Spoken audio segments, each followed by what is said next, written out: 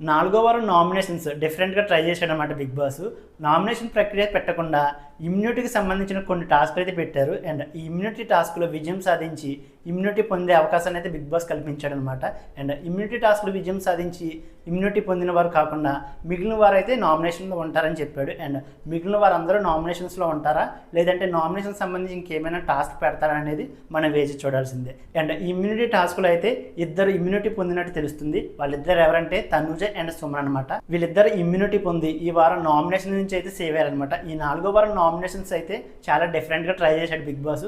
First ఇమ్యూనిటీకి సంబంధించిన race పెట్టి and వీటిలో విజయం సాధించిన వారికి ఇమ్యూనిటీ ఇచ్చి మిగిలిన వారు అయితే నామినేషన్లో ఉన్నట్టు చెప్పాడు అనమాట. అండ్ ఈ వారం నామినేషన్స్లో అయితే తనుజ అండ్ సుమన్ అయితే నామినేషన్స్లో ఉంటారనమాట. నామినేషన్ నుంచి అయితే కొంతమందిని సేవ్ చేయడానికి ఈ టాస్క్ పెట్టారేమో అనిపించింది. అండ్ ఈ వారం ఇమ్యూనిటీ టాస్క్ పెట్టి నామినేషన్స్ డిఫరెంట్గా ట్రై చేయడం మీద మీకేమనిపించిందో వీడియోని లైక్ చేసి మీ అభిప్రాయాన్ని కామెంట్ చేయండి.